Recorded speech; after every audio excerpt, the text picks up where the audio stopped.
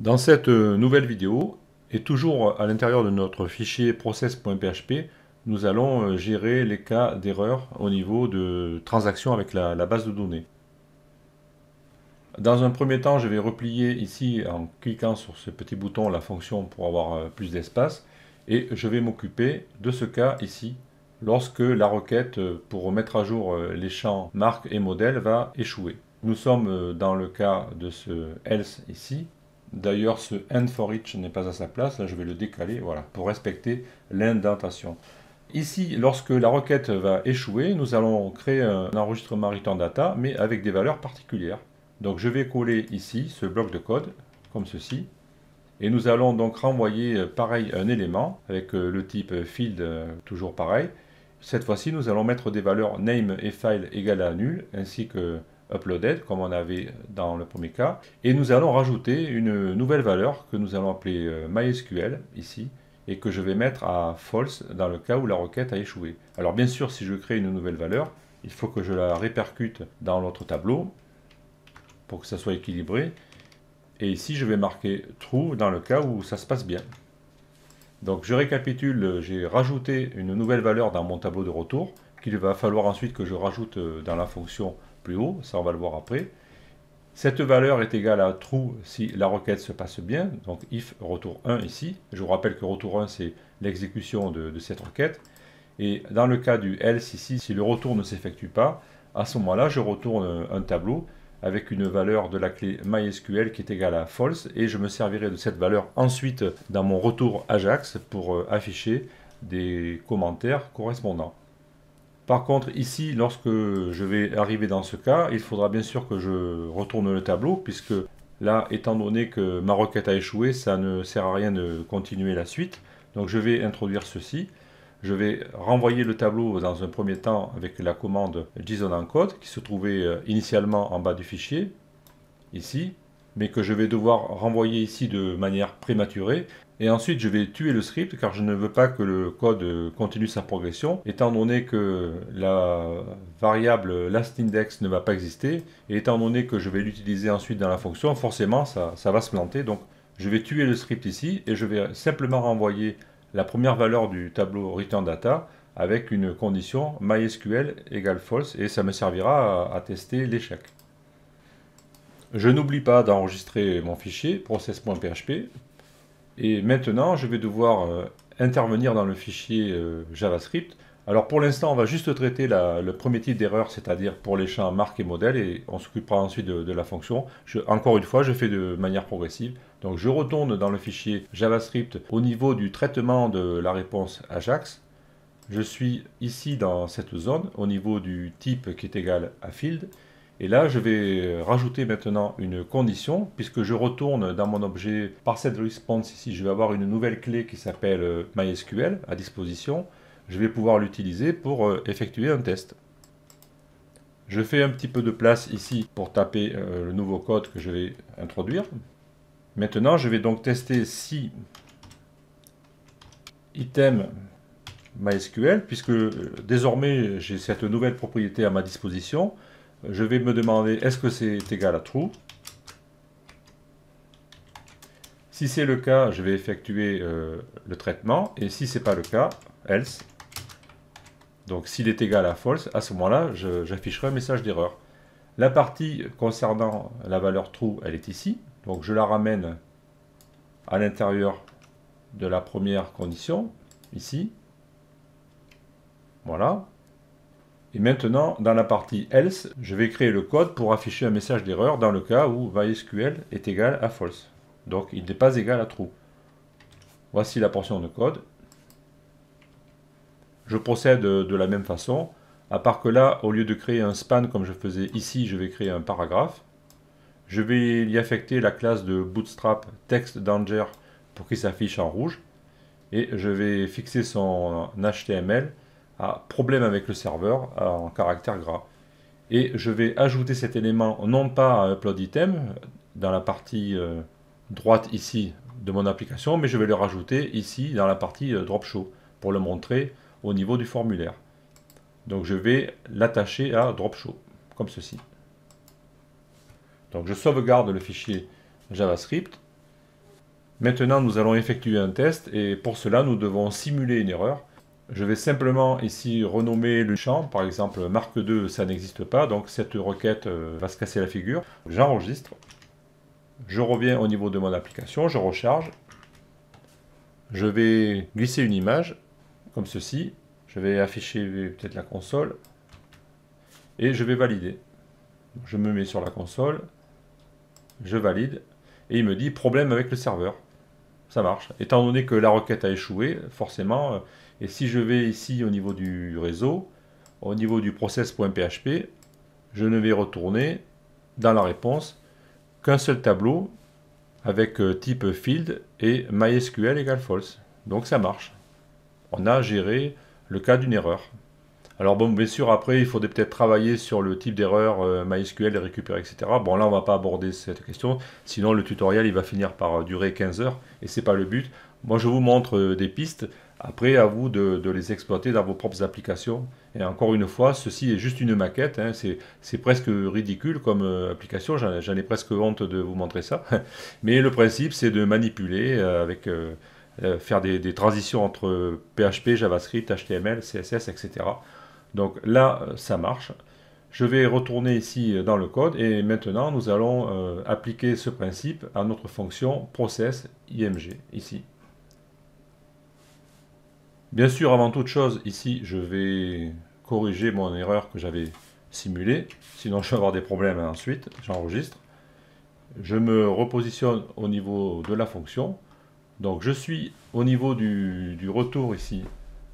Donc on va prendre le cas où tout se passe bien. Donc j'ai bien exécuté ma requête de création dans la table image, hein, cette fois-ci, on est d'accord.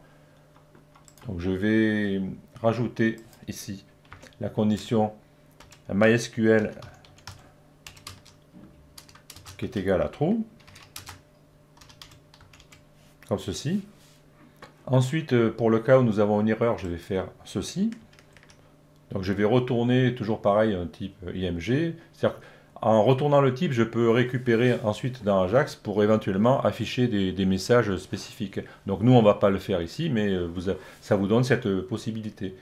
Donc je vais avoir le name nul et le file pareil. Par contre, au niveau de MySQL, je vais avoir cette fois-ci false.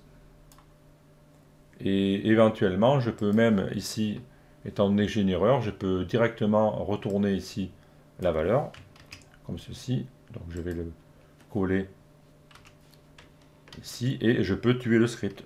Puisque étant donné que j'ai une erreur, c'est pas la peine d'aller plus loin, ça servira à rien. Donc je retourne la valeur prématurément et je tue le script. Et ensuite, je dois traiter le cas ici, où j'ai eu un problème lors de la copie du fichier, ou bien si l'extension n'était pas valide. Alors je vais réduire un petit peu ici le niveau de zoom pour qu'on voit. Donc ici, nous sommes dans le cas où cette condition ici a échoué en haut. C'est-à-dire qu'on n'a pas pu copier le fichier, ou bien l'extension n'était pas valide. Le indice se termine ici et on est dans la condition else. Donc dans ce cas, on n'a pas tenté de mettre à jour la base de données, forcément, puisque le fichier n'a pas été copié. Donc on va rajouter une condition, toujours avec la clé MySQL, et cette fois on va mettre une valeur nulle, puisque la question ne se pose pas. Donc je reviens en avant au niveau du zoom, et je vais me positionner ici, et je vais rajouter MySQL avec une valeur que je mets à nul, puisque le problème ne se pose pas. Et nous n'avons pas besoin de tuer le script, puisque le retour va s'effectuer juste après. Maintenant, nous allons retourner dans le fichier JavaScript afin de faire les corrections correspondantes, dans la partie ici qui traite le cas du type image.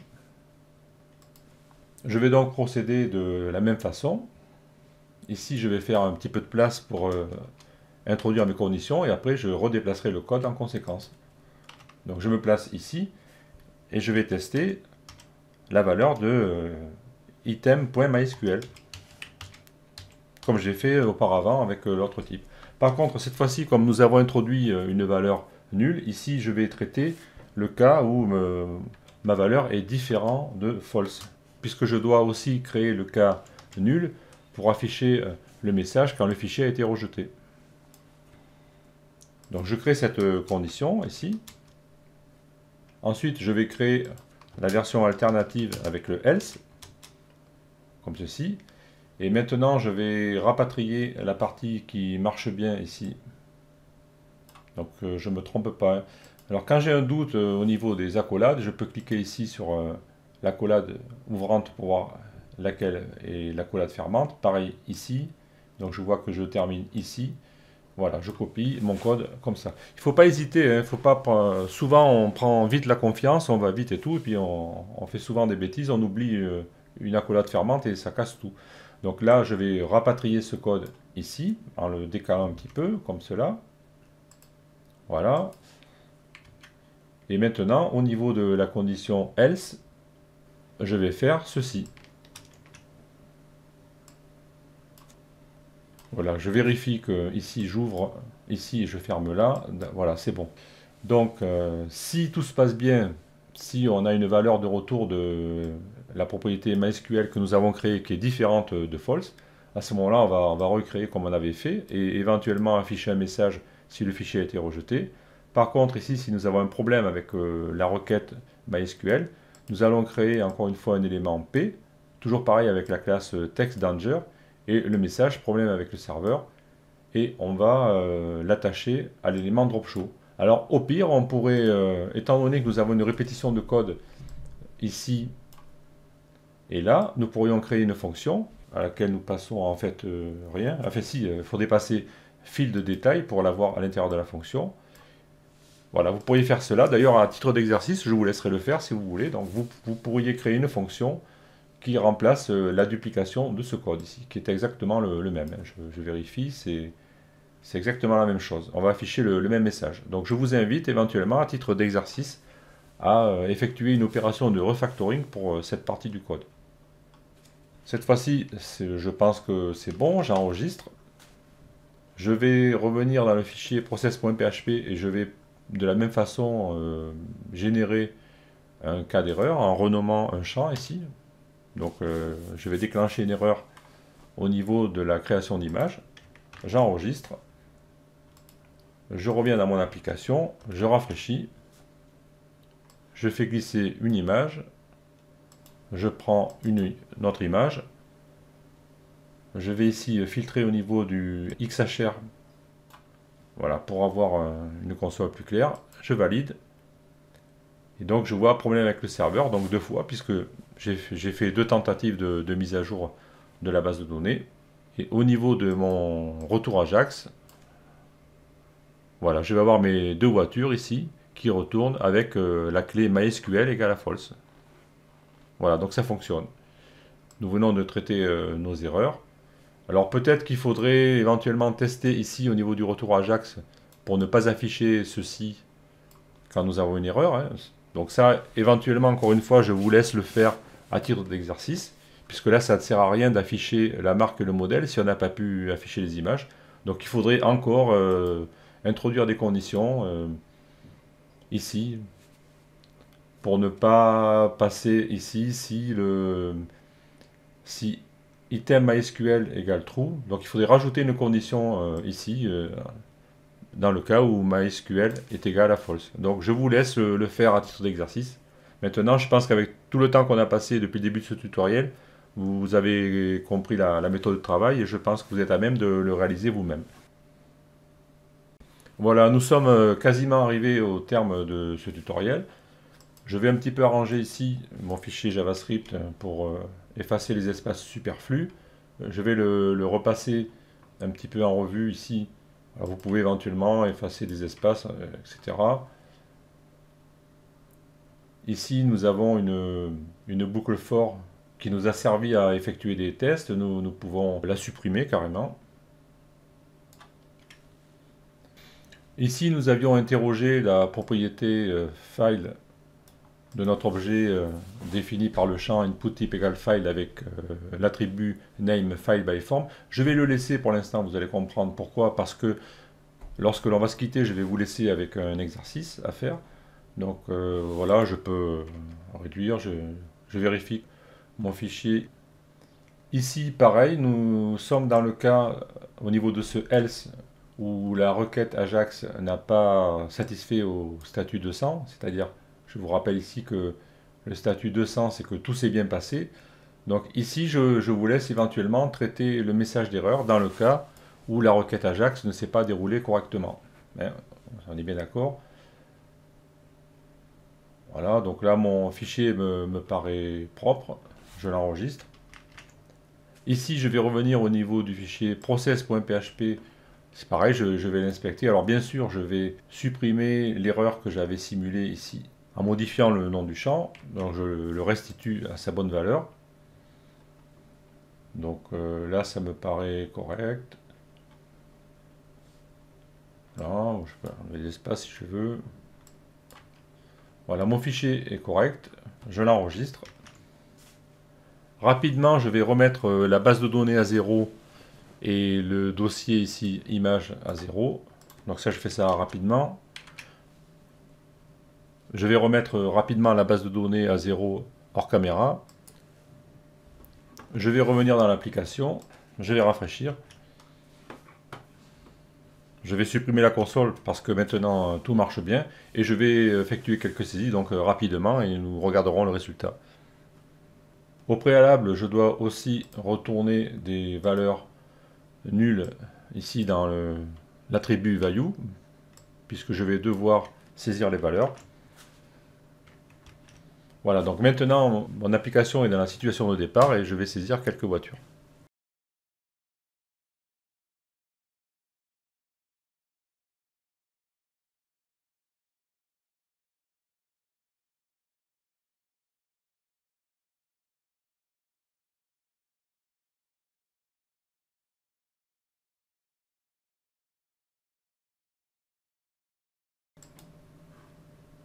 Voilà, donc notre application marche correctement. Nous avons réussi à faire des allers-retours entre HTML, PHP, JavaScript et tout fonctionne. Maintenant, juste avant que nous nous quittions, je vais vous donner une piste de travail, car il y a un cas que nous n'avons pas étudié, c'est si l'utilisateur se trompe au niveau du formulaire, s'il ne remplit pas tous les champs. Par exemple, ici, si je valide le formulaire sans rien y mettre dedans, je vais avoir ici un truc qui s'affiche avec des données vides. Donc ça, il faudrait gérer ça pour, dans le cas où l'utilisateur ne remplit pas correctement le formulaire, lui refuser la validation du formulaire et envoyer un message d'erreur. Alors je vais retourner dans le fichier JavaScript et je vais vous indiquer ce qu'il faudrait faire et à vous de le faire à titre d'exercice après. Ce que je vais faire, je vais carrément reprendre ceci. Je vais créer un nouveau fichier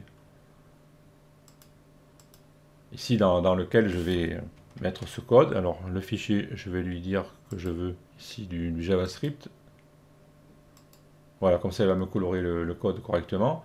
Donc je reproduis ici notre structure, je vais faire ce qu'on appelle du pseudocode. Donc là, je le...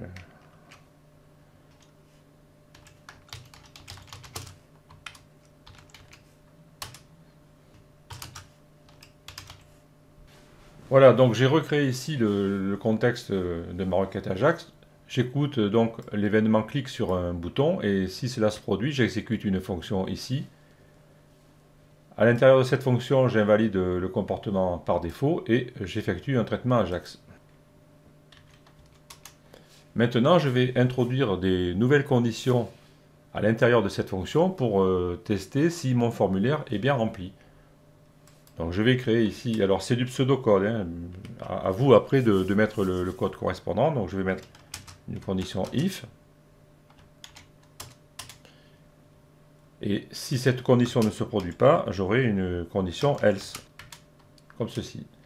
Alors dans la condition if, je vais faire en sorte que tout se passe bien. Donc j'aurai mon traitement Ajax qui va s'exécuter, comme ceci.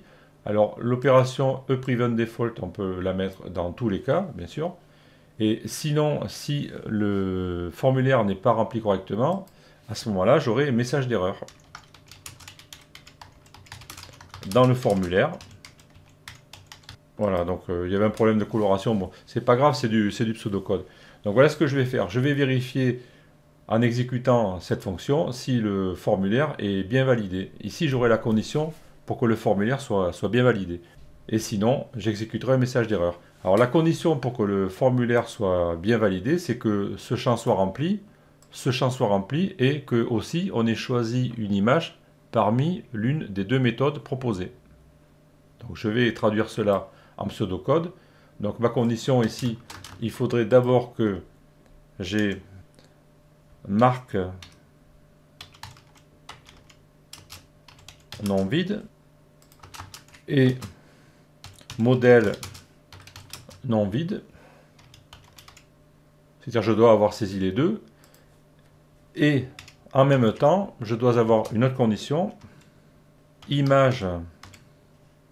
Alors là, je simplifie, je mets image par bouton. C'est-à-dire que j'ai utilisé le bouton du champ input type égal file. Ou image droppée. Voilà comment s'écrirait ma condition. En pseudocode, bien sûr. Alors ça, il va falloir le traduire. Par exemple, on récupère la valeur du champ et on teste que sa longueur est positive. Pareil pour celui-là.